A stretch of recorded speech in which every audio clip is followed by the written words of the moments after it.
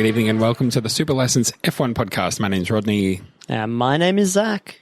Zachary, we've returned. We've finished. Well, we're not finished, but we're putting aside Drive to Survive for a little bit because it was a race to talk about. So that's what we do primarily on the show is talk about Formula One races. We have a big race from, where were we? Portimao on the Algarve. Yeah. The race was at Portimao, and it's the Portuguese Grand Prix. So 3 races in one, really, and we're going to talk all about it, and then we're going to go through a little bit of a super quiz, have a look at the Fantasy League. We're going to do all the usual things, and it's going to be friggin' great. It is going to be friggin' great. Rod, I just wanted a quick... there was no acknowledgement from you there that I have changed my format after the negative feedback I received, or the production note I received from you last week about there being a gap between you saying... hello, and then me then saying hello, and I really got right up on your gearbox there. It was right in there. Look, so hopefully that you feel a bit better about that. You made my day. It absolutely makes me feel better. Thank God. And I mean, yeah. I thought you were going to talk about how you had put together this week's notes because I've been busy, and you've done an amazing job slapping together these notes. I would have typed. Wow. I would have typed them all out myself, except that my left arm, I can barely move it because, ouch, got the vaccine today. Boom, in my left arm. No influenza for me. I live in Australia. We're not getting no COVID vaccines. What did you think I meant? Maybe. I mean, there was for a second there, I thought you actually had genuinely, well, good on you. No flu. No weird flu variants for you then, I guess. That's yes, quite good. I suppose so. They did ask me, have you had or are you planning to have in the next 2 weeks the COVID vaccine? I was like, I am not eligible. I will not be eligible until 2027 at this stage. Jesus Christ. Yeah, unlikely, bro, but good. I like your optimism. Have you got it yet? Literally... No, on Sunday, though, I was within 25 centimetres of a vial of that sweet vaccine. What does that mean? My partner was getting her second jab, yes. And I went along for support and just for a nice walk down to the vaccine centre, and in hope that maybe they would have a spare one. And they almost gave me one. Oh. They were like, let's go and check. Oh, sorry, we don't have any spare. We're just doing second jabs today, and we need all of them. So, you know what? I'm just going to start swinging by near closing time. There's another vaccine centre nearby. I might just make my evening walk in that direction as opposed to a different direction. See if I get myself a jab. Yeah. That'd be nice. That is such a good idea. I'll tell you, when this thing is in surplus, I'm going to just go and get about 200 or 300 jabs, I reckon, because we can't let this thing spread. We have to all get the jab. We have to do the right thing. Yep. Zachary, speaking about doing the right thing, tell us about a city that has done exactly the right thing. Let's talk about a country that's trying to do the right thing, right? They're getting all their jabs organised, heaps and heaps of jabs. But you know what? One jab usually isn't enough. You need 2. And one race isn't always enough. Maybe you need a second race. So perhaps you should get one in Miami. And we sizzled this on last week's show that we chat a little bit about Miami. I feel like you and I might have differing feelings on the beautiful city of Miami and whether it deserves a race or not.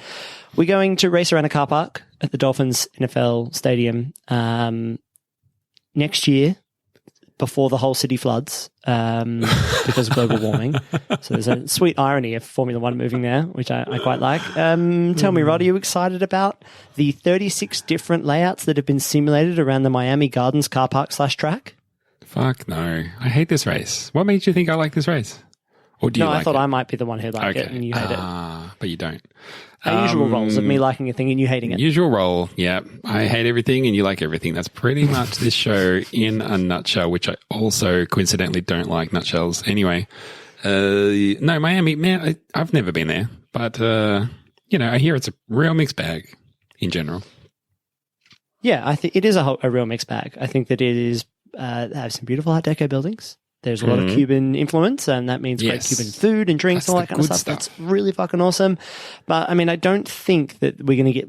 You know what we're going to get, Rob? We're going to get these beautiful sweeping shots of, South Beach and all the cool, clubs. And then it's going to be and then 15 kilometres away, up in the middle of suburbia at this sports centre, there is a race. So, but you know what? That's no different to a lot of Formula One tracks, right? You know, you get the shots of Las Ramblas in Barcelona, and it's like, but the race is half an hour away. Mate, we're not there. We're at a racetrack. So maybe it's no different. Yeah, I don't know. Can't comment. I just know that if you're asking me for a destination, like, you know, I mean, even Austin, right? I would go there and then go call around Dakota for the US Grand Prix. I don't know what they're going to call this other one, the Miami Grand Prix, I guess. But you know, like Austin's not like high on my list of cities I would visit if I went to the States. It's up there, but it's not the highest. But I would happily go and then go and see a race. Miami, though, boy, that's down the list. It's around the Hard Rock Stadium, so they'll probably call it the Formula One Hard Rock USA Forever Miami Grand Prix Heineken Coors Light. Yes, with lime. With lime. It'll be called that for sure. Great. I mean, look, it's good that there's more races in America. We know that Liberty's always wanted to grow their standing there, their footprint, I guess you could say. Having a race, I feel like, I don't know, this might seem controversial, but I feel like the COTA race is like the prestige one. That's like, do you like the finer things in life? Come and watch a Formula One race. And then the other one in Miami is like, do you like loud things? Do you like drinking beer and sitting in the sun while you're not wearing a shirt? Come to Miami and watch some F1. Yeah, I can see that. You know? It spreads the demographic further. Yeah, and maybe that's a good thing, you know, to be able to... Well, maybe. You know, you want different identities around the races. I can't imagine them trying to position themselves here as like the Monaco of the American portion of the calendar. It's the Monaco of Florida. Yeah, that's true. That is true. I'm a little bit disappointed. I'm looking at the track layout, proposed track layout right now, and the pit lane runs really close to the Hard Rock Stadium. But I feel like why didn't they just put it inside? Put it inside. Why couldn't we race through the stadium? That's, oh man. Why do we have to fix everything always? Yeah. Anyway. Have you seen a picture of the track layout? Have you got it up on the screen? No, I don't have it on. Let me pull it up. Screen.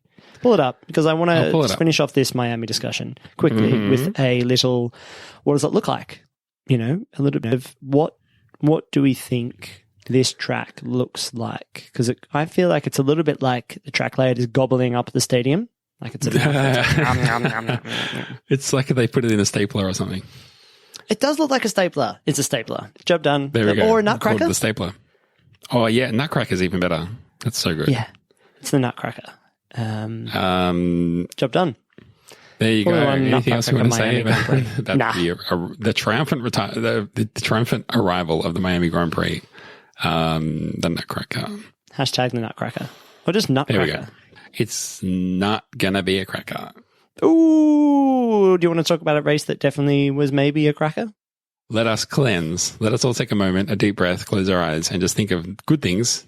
And maybe we'll turn this race into something entertaining. Let us race a bit. I gave him space. Suck my balls, mate. Let's hurry up and get out of here. We got a race to do.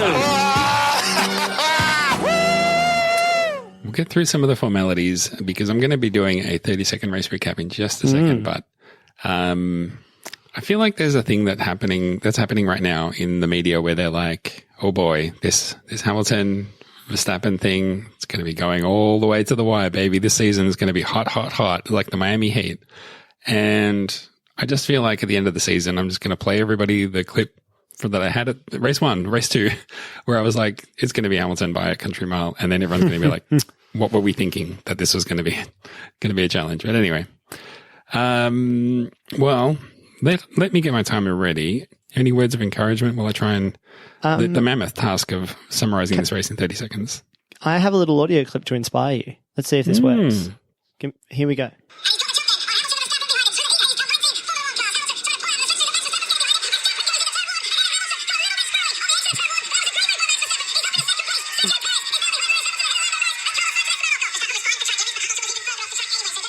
Cool.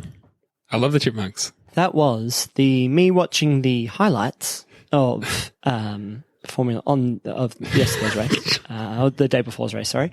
And usually I watch them at like 1.25 or 1.5 speed.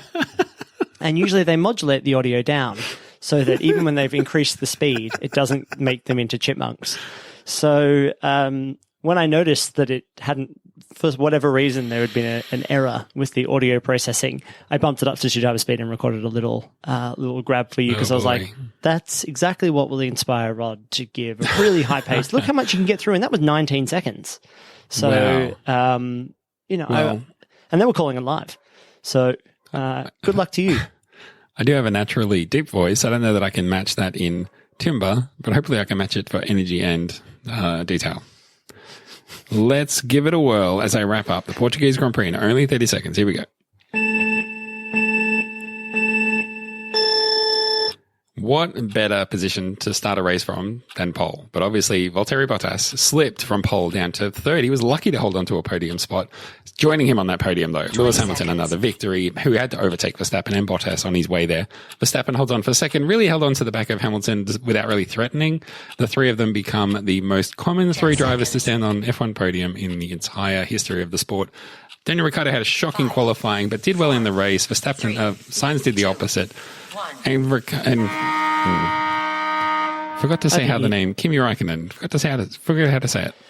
Kimi, the Iceman Räikkönen is Kimi how Räikkönen, that's the connect. That's his name. KFR. Kimi Räikkönen. That's all I can remember from going to a Grand Prix in Hungary. The amount of Kimi Räikkönen fans that were there singing that one chant. Kimi Räikkönen. Kimi Räikkönen. That's a good chant. I like it. Right? I like that the follow up is the same as what you just said. But it's got a bit of stank on it. Yeah. Finally, some attitude. That's what you want from the finish. Rough. I felt like the start of this race, we were going to be spoilt, right? We got the setup we wanted. Bottas is on pole. We've got Hamilton and Verstappen, dappled Verstappen behind them, looking to make impact, and it was tasty. In the first half of the race, there were some really good overtakes. I think we genuinely saw some, a bit of battling from Hamilton and Verstappen. But really, again, Bottas just doesn't quite have the oomph. Nothing really goes his way. And it does just feel like when he's on pole, he's the sitting duck. And when he's like, but I'm in third today, I can really make everything happen, he just goes backwards. So we can talk about Hamilton being terrific, and I think he was terrific this race. I think they got lots of things right. But give me a couple of words on what this means for Bottas now, because it's going to be a rough year by the looks of things. Yeah, they said during the race when the prospect of Hamilton coming up to overtake Bottas was becoming a reality that, Bottas is driving for himself now. It's like, well, yep, he absolutely is. That's partially because he's probably been told by the team, you won't be around much longer unless maybe Hamilton and Russell both retire. So he's clearly driving for himself. I think this idea of back us in and deliver 1-2s is probably out the window for him now. He's probably like, I'm here for victories, as many as I can get. I won't be winning a championship, I don't think, but if I can get a couple more victories before I go to Williams or wherever or retire, then that's probably the best I can hope for. So that's what he's driving for. I mean, we have to say, it was only last race that he was like barely running in the points and getting nearly overtaken by Russell in Williams. So to come third, it's not an absolute shit show, but it's not good enough.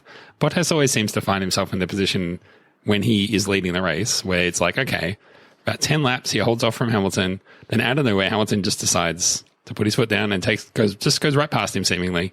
And then Bottas just doesn't have what it takes to sit behind and then build a threat. He can sit behind or drift further behind, but he can't, he doesn't have what it takes to go, okay, I've still got 40 laps to go here. I'm going to spend 20 laps conserving, see how the pit stops go, and then I'm going to charge for 10. And then if it hasn't worked by then, the race is nearly over, so I'll just be consolidating from there on. He just doesn't seem to have that in him. Yeah, that's right. I think that's why we see him take pole every now and again on a Saturday. And look, maybe he'll be great in the sprint races that are coming up because he'll be able to stay focused. There's no weird strategy stuff that'll catch him out. He won't really need to be thinking about his teammate quite as much or where the threat's coming from. He can just race, and hopefully that we'll see some really cool performances from drivers that are kind of like that. A sprint race will suit their style. But it used to be that Bottas, and I feel like some of the reason why he was successful at Williams and successful at Mercedes as well is he does have the kind of whole race view. Usually, conserve the tires or make a strategy work, but he just can't really affect or impact the race enough when he's towards the front. And maybe the story then from this weekend is that we're at race number 3 and Mercedes look pretty rock solid again now, right? They've learnt whatever they needed to learn from the other teams. They've developed their engine in whatever ways, to make those early gains or to catch up maybe to the Red Bull, which looked pretty pacey again. But once Hamilton kind of got in front, it didn't really look like he was catchable, which will probably disappoint Red Bull because really, as the season progresses, Mercedes tends to only get better. I don't see teams catching them, which is a little bit unfortunate this early in the season, maybe. Do you think that... yeah, you go. Sorry. I was going to say, I heard people before the race, talking up Red Bull and about how there's a lot of positives for them to take away because, I said before the race that you and I have to take don't mention the race limits challenge, but the track limits challenge, but they're looking at it going, Verstappen might have had pole if he hadn't gone off the track. It's like, well, he did. And they're whinging about, he's lost pole. He lost an overtake on Hamilton that might have guaranteed him a win, whatever. But it's like, but I guess to split the Mercedes is always probably better than coming third and one of the targets they would have. So, do you count that as a positive? Is beating Bottas a positive at this point? Probably not.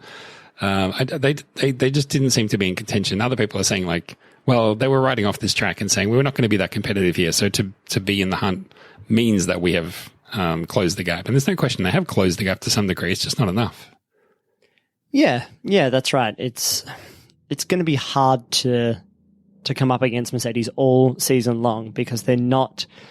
It's kind of an unrelenting march for Mercedes. Even at the tracks where they won't be that strong, they're still going to be putting a huge amount of pressure on over a whole race weekend. So I don't think it will be scraps. I think that's the difference maybe for Max Verstappen and Red Bull this year is that I don't think it will be scraps, and maybe we'll see a little bit more fight if you were to flick over to the Constructors Championship, and I think it'll be not that I think that it'll be really, really, really close, but there'll be a bit of pressure on Bottas to make sure he's finishing on the podium every race because I think Perez is getting a little bit better again. Not far off the pace this week. He had relatively good qualifying. He didn't really feature in the race that much. But we have to talk about that. He got voted driver of the day. What did he do? Really? To get driver of the day. He got voted driver of the day. Lewis Hamilton yelled at him about blue flags when that was unjustified, and for that, he gets driver of the day. I can't make any sense of why people thought that was some kind of laudable achievement on his part. But anyway, Hamilton overtakes Verstappen on the track, overtakes Bottas on the track, wins the race, didn't start on pole, he wins the race. He's not driver of the day. Give it to Chico. I just don't get it. Maybe people are sick of voting for Lewis Hamilton. Maybe he's won enough, Rod. God, can't he share this stuff around? Rod. I was going to say the other thing, though, is that you're exactly right about Bottas. He needs to be delivering for the team. I think that that's the danger for Mercedes with this mindset of Bottas of I'm in it for me, is that he's going to be, he's going to wind up giving Verstappen extra points, which is what the team obviously doesn't want. He obviously doesn't care. But if the championship is going to, be stretched and go even further potentially, it might be on the back of some non-performances from Bottas. That's a possibility that they need to watch out for. Yeah, exactly. I would make one note. You know how I always say, well, I've been saying relatively recently that teams should just do 3-second pit stops pretty consistently. Half-second pit stops. Seems to have cost Bottas second place and maybe the race in this circumstance because Red Bull did their regular sub 2-second pit stop when it counted and managed to get Verstappen right out onto the back of Bottas, who was still struggling to come to grips with his tyres. Good pun there. And Verstappen just went, yum, yum, yum. Thank you so much. I will just scoot past you. And gee, he looked quick. really the Red Bull is very fast in a straight line. Not quite as fast as the Mercedes, but still pretty good. And it's a good slipstream down that straight. And maybe this is where maybe Red Bull will look at this year as a consolidation year and be like, you know what, we're developing our own engine department. We're hiring good people. If we can just, keep everything nice and tasty for next season, and learn a lot from this season about how to keep everything running really cleanly and become a really professional outfit. That's not to say that Red Bull aren't a professional outfit already, but in my mind, like the Perez hire kind of fits into that too. Just try to become really stable. Like they don't want to be the swapping drivers out all the time and people are moving and, do people have long careers at Red Bull? It's like, no, let's just like lock everything down, control everything ourselves, because that's what Mercedes do, super consistent, stuck with Bottas, even though they had opportunities to get rid of him, because they're just like, you know what, this is working. Why would we change it? Let's just continue to tweak, incremental change, and maybe Red Bull's heading in that direction. And, find every opportunity you can to beat Mercedes, which is like be really good at really fast pit stops. So it worked for them this weekend. I think it definitely put Verstappen in the hunt. I don't know that it made the difference ultimately, but I mean, it definitely helped him. If we wanted to, we could move away from the top three. It's always nice to do that, I think, because there's a whole bunch of other drivers. Talk about your favorite driver up and down the grid. My favorite driver, well, take your pick. During the soup of the mental soup that I was experiencing as I was trying to get through the 30-second recap, talking about Ricciardo and Raikkonen and Sainz. I feel like these three drivers all had interesting, notable races. Kimi mostly for driving into the back of his teammates. Unfortunate. It looked a little bit to me at first glance about sort of like that incident where Ricciardo drove into the back of Verstappen at Azerbaijan a few years ago, where it was like, he just sort of cut back in and got slipped in. Just there's not enough braking in the world to stop that car, but maybe it was also just a little bit clumsy from Kimi, and I think he just had oodles of speed, but didn't factor in at all that there was another car there who maybe wasn't doing the same speed as him. Yeah, it was very clumsy.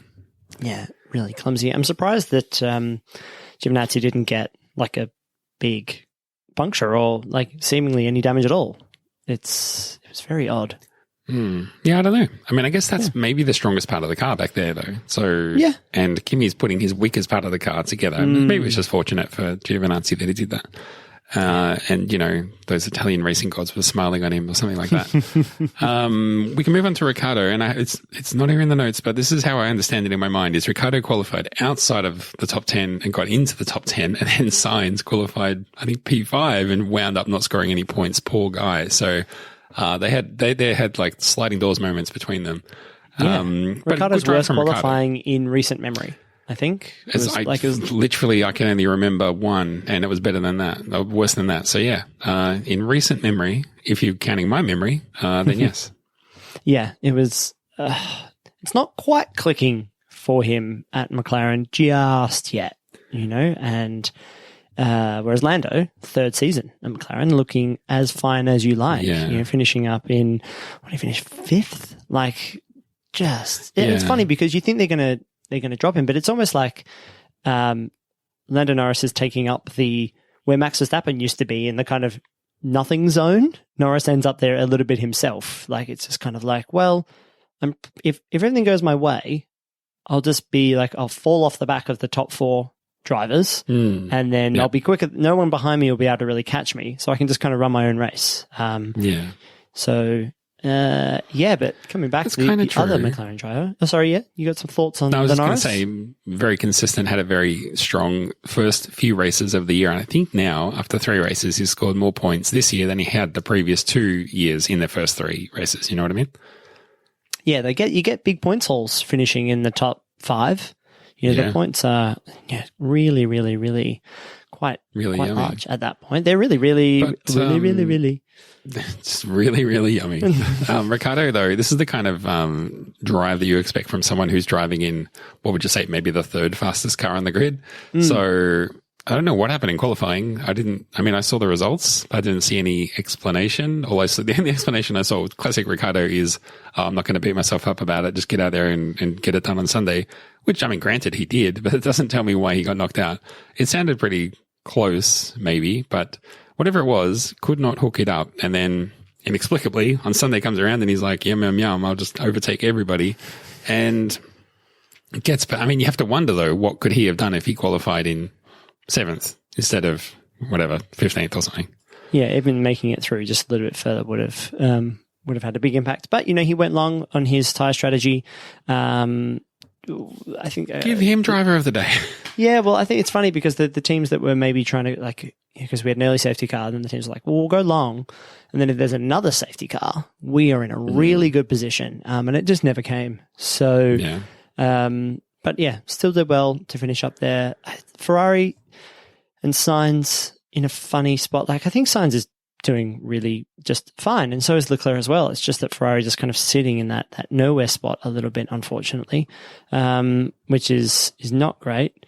So yeah, I don't quite know what Ferrari will be thinking at this stage, or how if Sainz is being really hard on himself, because he does obviously take his racing quite seriously. I'm wondering if Charles Leclerc is a bit like, yeah, mate, welcome. This is kind of what it's like. We just kind of noodle around every weekend. We are neither the stars nor the back markers. We will just keep pushing. I'm sure Drive to Survive will winkle out some stories from there as we go. So, but I heard a comment from Sainz saying something like, we pitted a little bit too early because we were trying to undercut somebody who, or maybe he was defending from someone. But anyway, he said, yeah, we pitted a little bit too early, and then that gave an advantage to other people, but also we sort of chewed up some tires and then had to conserve for a while. So it just sounded like it went from bad to worse. But he was kind of thinking I did an okay job and the car was okay, but the strategy really let us down. But I'm like, I don't know that strategy alone can kind of, unless you stop an extra time for no reason or something, how does that turn, how does that drop you 7 or whatever it was places? There's some, and this is Ferrari. They shouldn't be making mistakes like that. So someone had better come up with some answers pretty quickly, or he's going to be left with a pretty sour taste in his mouth, I reckon. It's pretty tight in the midfield. I think it's easy to lose a couple of spots or to lose out. Well, a little bit of a performance disadvantage is very costly. Yeah, exactly. And there are seemingly every race, there's some overperformers. It can be, I would say there's a few talented people, like maybe an Esteban Ocon, you could say. Oh. And this new star on the, making what feels like a debut season is a man called Fernando Alonso driving around. You know what? It was my slow tweeting or slow commenting on the sport this weekend, that prevented me from making an absolute fool of myself, because Fernando Alonso came up on the screen. I was like, oh God, this is only a race. I'm like, I'm going to tweet something out about what a waste of time his comeback has been, and then spend the rest of the race just slowly climbing through the field, making good overtakes, and just being, those years where he would just be, his car was crap, but it was like, there he is again on the podium or 5th, just endlessly, just hoovering up all the points. Wow, how English am I these days? Vacuuming up all of the pointers. On race weekends where there seemingly was nothing there, and pushes the car in all the right ways. The Australian way of saying that is vacuuming up the behinds. AFL reference there. I thought you'd appreciate that. I don't even follow the sport. A good strong drive from Alonso. This is the kind of stuff that, when you put him in an even half decent car, he's capable of doing. And I think it shows how wasted he was in the back market cars, but there's not much you can do about it, unfortunately.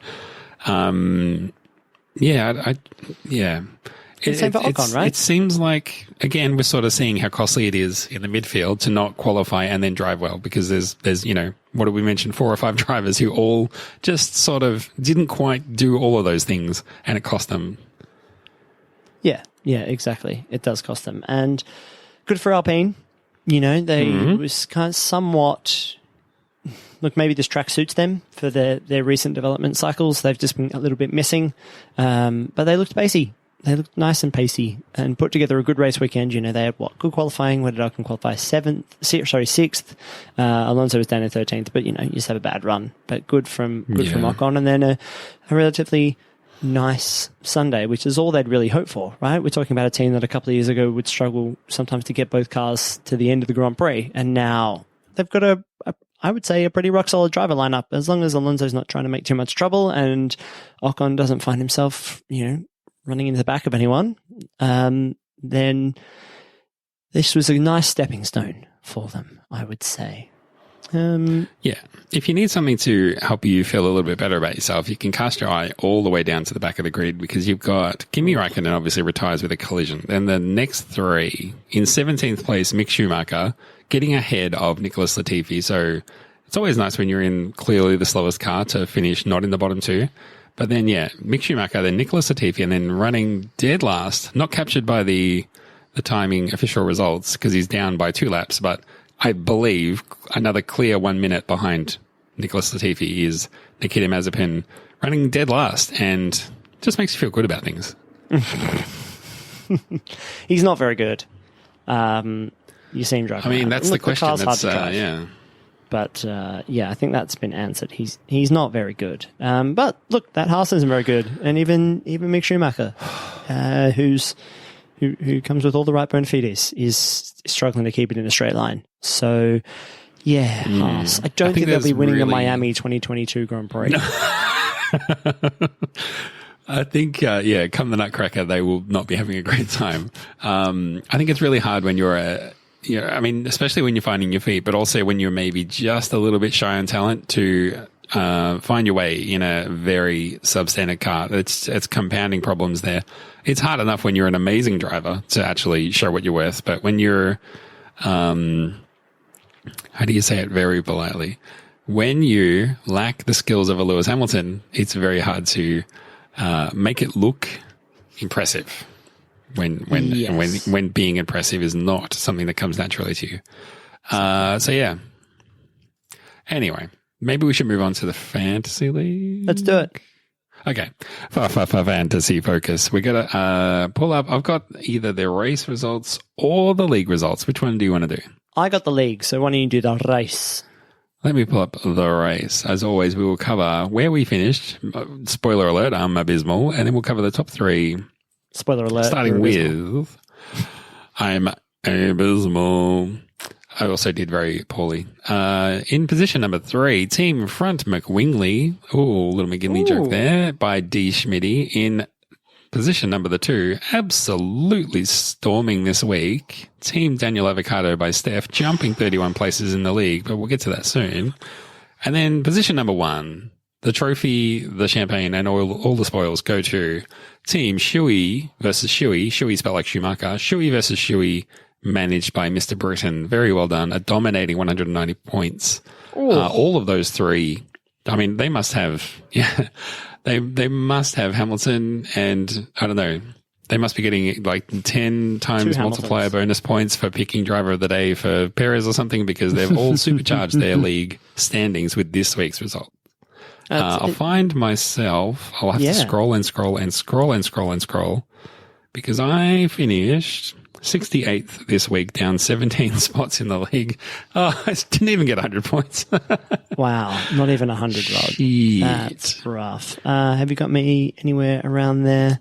Well, I'm going to have to scroll forward, presumably, to find you. Hold on a there's second. the other Zachary. I just pressed the picture of me, right? And then maybe I'll come up. Oh, it's found the page that I'm on. But maybe, Hold, please. I know. Here we go. Front page. You're in position number 18 this week. Zero Engineering, really? Zachary Priest, 151 points. Ooh, Front page, that's not mate. bad. That's not bad at all. I'm making my move, Rod. Good. This was my big move this week. Very good. Well, why don't we go to the overall league? And in third place, up 5 league ranks this week, was Hawkman Racing, managed by James Ward, 503 points in total. Rocking out nice and early.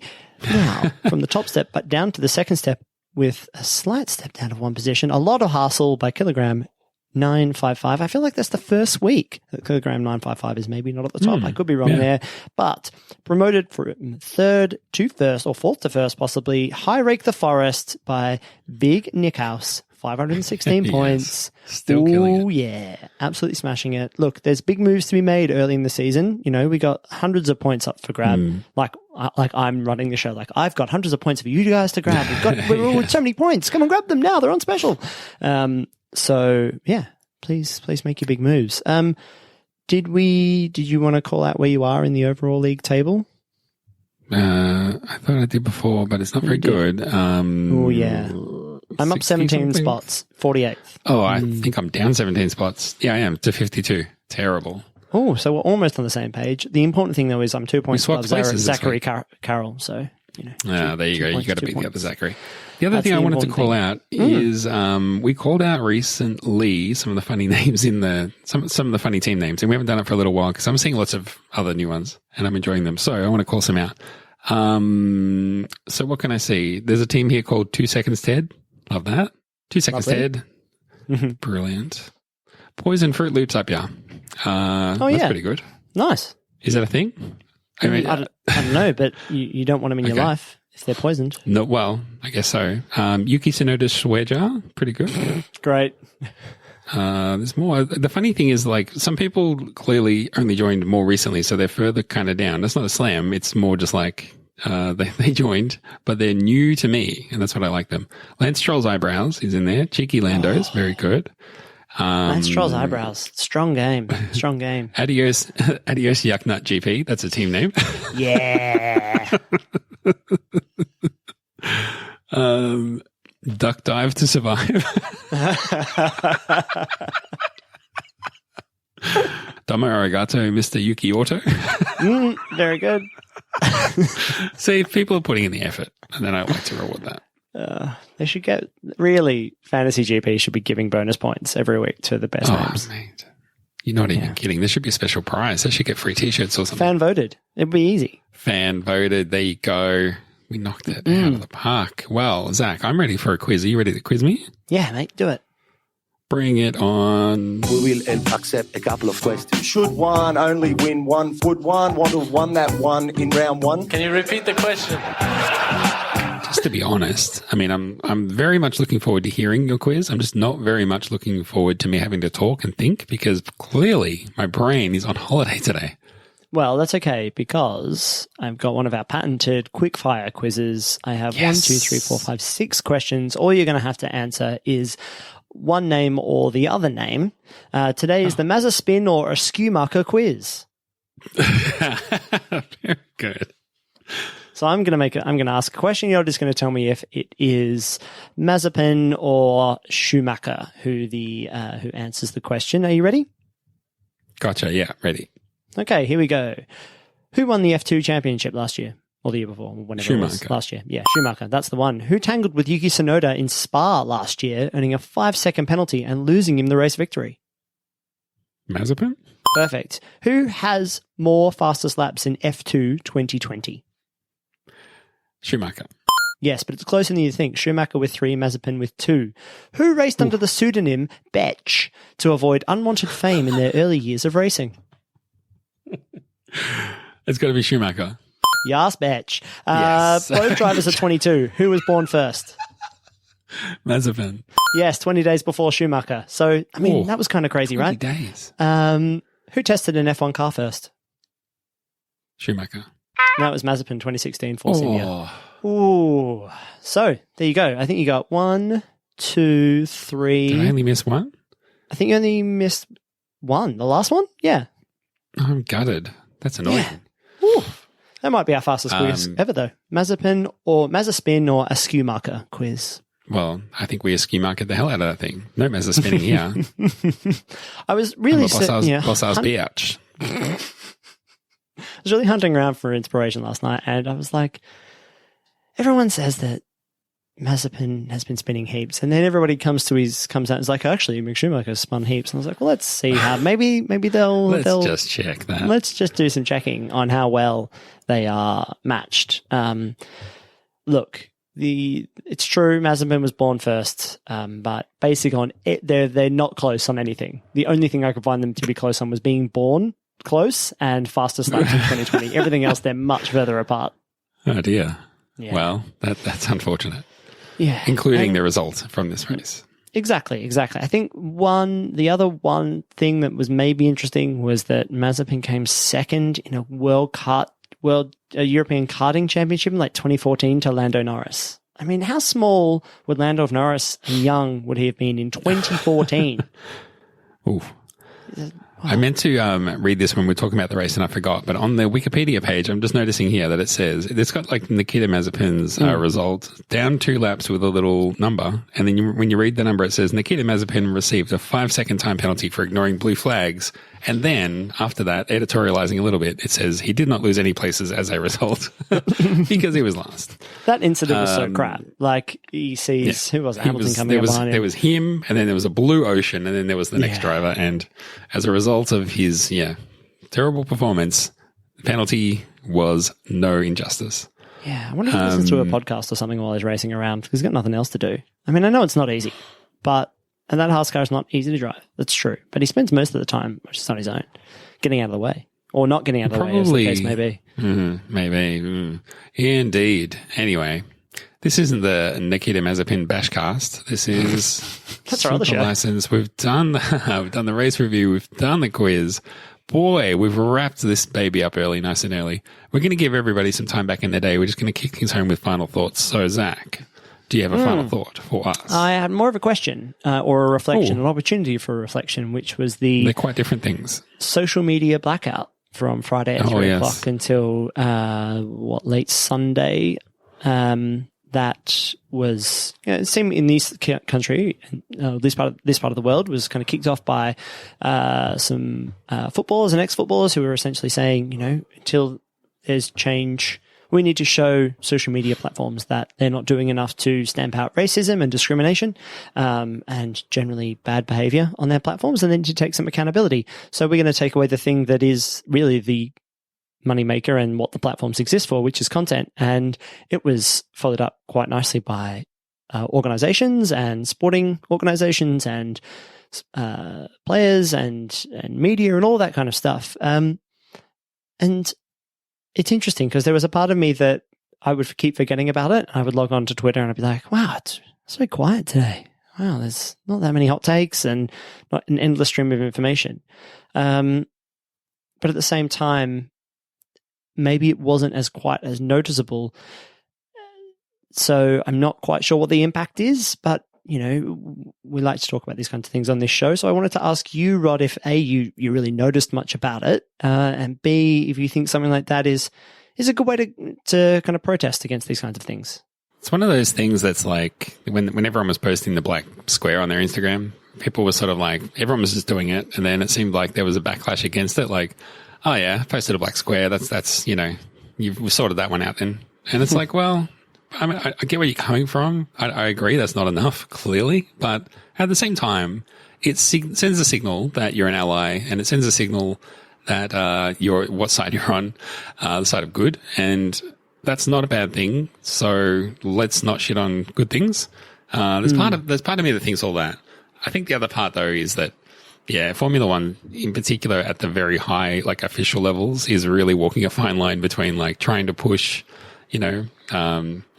messages about all the good things they're doing, and at the same time, going to dodgy places for races and stuff like that. So I think that if they wanted to take some more action, that would go very nicely with their messaging and virtue signaling. And if you want it to be more than virtue signaling, you've got to do some action. So please do it. Yeah, exactly. I noticed often the that, outcome for a lot of Formula One stuff that we talk about. Very much. I did think it was a little bit quiet this weekend, but having said that, I'm looking forward to being able to watch a race maybe someday because, I don't know, this weird phase where my daughter keeps waking up at 5 o'clock in the morning every day and I can't stay up until 1 o'clock to watch a race knowing that and then go to work. It just doesn't work. So, unfortunately, I haven't been on Formula One Twitter for ages, at least not during a race. We miss you. We miss you on Formula on Twitter. I want to come back. I just need to work out a way to do it. I need to work out a way to not have to sleep. Then everything's going to be great for me. Yeah, sleep's no good. Don't worry about it. True F1 fans I don't want never to sleep. True. Did you want to weigh in any further on the issue? No. I said my piece, and I think you gave a nice summary. Yeah. No, I agree. I think that, Formula One Yeah, I agree with the sentiment generally of like, let's not shit on the good things, let's shit on the bad things and use the opportunity to talk. Let's not waste any energy talking about whether people might be virtue signaling or not, and actually just get to the making change part. Yeah, and drumming up support and trying to affect positive change. So that's it. Yeah. One thing that I thought, and we'll have to think of something else after this because I don't want to finish on this, but it was the passing of Roland Ratzenberger and Ayrton Senna's death this weekend, the anniversary of the death and their passing in 94. And I saw on Twitter this thing that got tweeted, ironically on Twitter. I think it was Mercedes tweeted it, and it was like, oh, this is amazing. And it was a video, and it was like a close-up of people painting something on a field, and then it kind of zooms up, and then you get this massive pullback and reveal to be like this big mural of half Ayrton Senna's face and half Lewis Hamilton's face. And honestly, it made me feel really icky, and like, to be honest, I think that's in actually really bad taste to do something like that. I just think that that's not on, and no one called it out, but I'm calling it out here. I don't think that's on. I think that's bad. Tell me more. I don't want to see stuff like that. What justification do they have for using the death of Ayrton Senna to promote Lewis Hamilton? I don't get it. Yeah, it was that. I mean, no, I definitely agree with that. There is not. Was it something that was made specifically for the promotion of sport or something? Like, were they trying to draw that straight line? Can't tell you. There was no indication that this was like more to come on this, or this is the final thing in a thing, or hey, it wasn't cut like here's some interview clips of Lewis talking about what it meant to him. It was just literally just this reveal video, and I was like, maybe I missed something. Maybe the Twitter blackout affected that. Maybe me not getting enough sleep affected that. But that was all I got. And it didn't, I didn't feel good. Yeah, there is an uncomfortability, I think, around what makes up the fabric of Formula One and having this, both celebrate people and their great achievements and how great they were as people, and then mixed in often with the sorrow and sadness that goes with, someone like Ayrton Senna's death. And is this the opportunity to draw that line between like, oh, he was such an inspiration for Lewis Hamilton many years later. But kind of regardless of the way you cover that, it is a promotion for the sport as opposed to, can the sport ever truly be in and of itself reflective on those things without kind of doing self-promotion at the same time? It is icky. I know exactly what you mean. Yeah, I don't know. Anyway, I don't know if anyone else had the same reaction, but I just didn't. I don't know. I don't like it. Yeah, it's not needed, is it? It's just not needed, and it unfortunately comes on the back for me of a long-running series of Formula One teams tweeting things that are just rank, and F1 team Twitter is really bad right now, and some big changes need to be made. Sweeping changes. We need to clear house, get rid of all the social media managers because they're all absolutely getting it wrong, in my opinion. Yeah. Look at me. I mean, who am I to say? Look at my Twitter account. It's not that great, but hey, I just feel like it's not turning me onto the sport at all right now. No, exactly. At a time when lots of new people are coming to the sport, thanks to our coverage of Drive to Survive. That's right. Our coverage, our dedicated podcast. Now, the thing is, Rod, looking ahead, no Drive to Survive coming up next week because we've got to go to Spain and watch the Formula One Aramco Grand Premio de España 2021. Going to have to make notes and remember things and talk and act like I know things instead of just watching TV and bullshitting on. Yeah.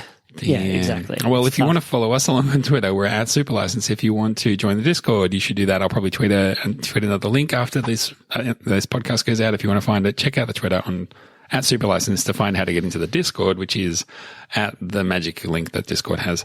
But yeah, in there, you can find a channel for race discussion, a channel for snacks, a channel for fantasy stuff. You can even come in and listen to us record the show if you want. And, I was just getting into Drive to Survive mode. I feel like I was really hitting my stride with that. And these pesky little races have come along and interrupted everything. But anyway, one last thing that I want to promote is that I have got a new episode of my music podcast, This Must Be Talking Heads, in which I interview one of the damn members, secretly, don't tell the others, he's one of my favorite members. Jerry Harrison had a big hit in Australia and other parts of the world with a song called Rev It Up. You might know that one. It's the one your dad likes. And got to interview him for the show. So it's a really good one, really good episode. And I'll leave a space here now, Zach, for you to promote anything you like. Well, A, you should definitely just go listen to that show right now. It's outstanding. B, for the Apple users amongst this listenership, I'm talking to you, person who uses an iPhone. Me. New podcast app is out, and the whole new podcast thing is changing in the world of podcasts. So it's a good opportunity for, if you do like the show and you use an Apple device and the Apple Podcast app, a 5-star review would be so nice to help support the show, help grow the show, tell other people that we're not too bad at all. So if you've got a spare, 18 seconds, I can talk for 18 seconds whilst you do it. But that would be really, really meaningful to us and would help bump us up the ranks and make sure that we are still visible on there, because it will expand the Super License universe. That'll get more people onto this Discord and just increase the level of cool F1 people chatting about cool F1 stuff. Yeah, absolutely. I mean, if you were to jump in an Uber and drive home, you give the guy 5 stars. I mean, we've just entertained you for 40-something minutes. That's worth 5 stars, I reckon. Yeah. Wow. Yeah. And also I want to say a big thanks to everybody who supports us on Patreon. I know we're doing this is like thanks hour, but this is like in memoriam at the Oscars, but yeah. It's also thanks to. This is the last one, I promise. I want to thank everybody who supports us on Patreon, because what that means is that we can do whatever show we want. We don't have to stop the show and do ads, and we can just keep it easy breezy. We don't need to worry about anything else. And the Patreon absolutely pays all the bills, absolutely keeps the show rolling, absolutely makes us feel good at a time when the whole bunch of the world doesn't feel so good. So thank you all. You're all the best. All of you are equally the best. Right after us and me and Zach, we're number 1 best, but then you guys, and then right below that, Stanley Tucci, I think, is probably number 3. Oh, he's pretty good. So he's Dooch. very good. The Dooch, exactly. I really like him in Julia. What do you like him in? Julia and Julie, the Julia Childs, and then the other woman across those 2 time spans. You know that one where the woman's learning how to cook from the Julia Childs cookbook? It's fun. It's good. I like Stanley Tucci in that film. Will it surprise you to learn that I have not seen that one? You should watch it, because it's got some, it's got some big stars. It's worth doing. Well, there you go. That's done. Adding that one to my to-watch list. This isn't even... what show do we do when we do recommendations? Shakedown. When we do Shakedown, I hope, oh boy, they're going to have so many recommendations by the time we do that. Ooh, boy. Ooh, yeah. I've definitely been watching heaps of good stuff that I'll save up for Shakedown. This was meant to be a pretty quick express show, Rod. So have you got anything else you'd like to say? Not a jot. Okay. Well, I'm not going to do the same thing I did last week. I can't steal the ending a couple of weeks in a row. Do you think? Thanks for listening. Until next time, my name's been Rod. My name's been Zach. I'll talk to you in Spain. Bye-bye. Bye. Oh, yeah.